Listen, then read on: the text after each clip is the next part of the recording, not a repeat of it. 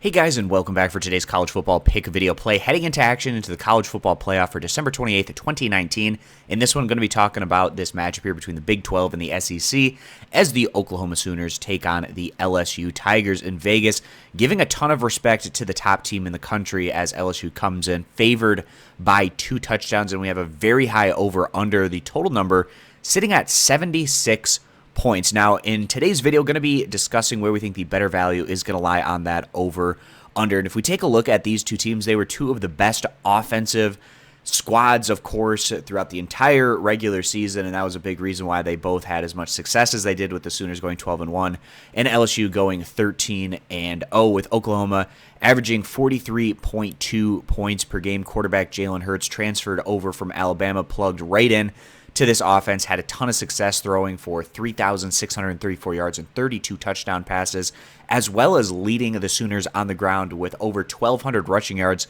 and 18 rushing TDs. So as a whole this season, Hurts combining for 50 touchdowns both through the air and on the ground. Extremely impressive stuff. Now, Oklahoma, we weren't all that impressed with this team through the back half of the regular season. If we take a look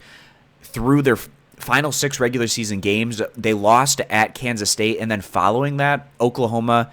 picked up 5 straight victories, but 4 of them coming by a touchdown or less in Big 12 play. So they clearly weren't winning with the kind of margins that we've seen from LSU, and we feel like the Tigers went against a tougher overall schedule this year and had more success in doing so, and that's why they're coming into this one favored by 2 touchdowns. We've liked this LSU team ever since going all the way back during non-conference play. When they got out of the gate, they had that early victory at Texas, and of course the Longhorns didn't have the kind of season that a lot of people were expecting, but back at that point in time, still a very hyped up opponent to go into a true road setting, and LSU was able to set the tone with a ton of offensive success in that one, outpacing the Longhorns throughout the course of that one, and then kind of parlaying that offensive success not just in the non-conference but also into SEC play. And of course the SEC kind of prides themselves and builds themselves off of the defensive strengths that they have in relation to a lot of these other Power 5 conferences, but LSU was able to torch these SEC defenses time and again, and not just through their ground game, it was actually more so through the passing game, as LSU, they're second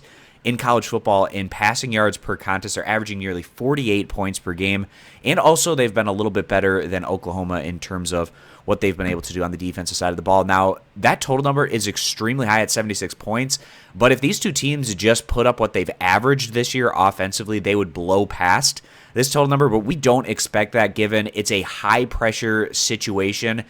When you're going into the college football playoff, it doesn't necessarily always lend itself to a situation where teams are going to be going up-tempo quickly, because that can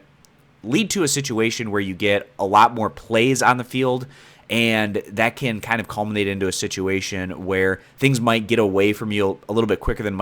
what you might want. And Oklahoma is certainly probably going to be trying to avoid that type of scenario, but we feel like these teams, of course, they have the ability to put up a lot of points, but also in terms of their defenses, so Oklahoma giving up around 24 points per game and LSU giving up around 21 points per game. So if we just get the defensive averages from both of these teams, it would actually hit significantly below this 76 points. So you kind of have that dichotomy with these squads, but all in all, we just feel like this total is way too high at 76 points, and we feel like more than likely the better value bet in this one is going to be siding with the under. So that's where we're taking this one, guys, going with the under 76 points as the better value bet. If you agree, give the video a thumbs up. Disagree, give it a thumbs down. And you can check out all of our college football picks over at stumpthespread.com, which is linked at the top of the video description.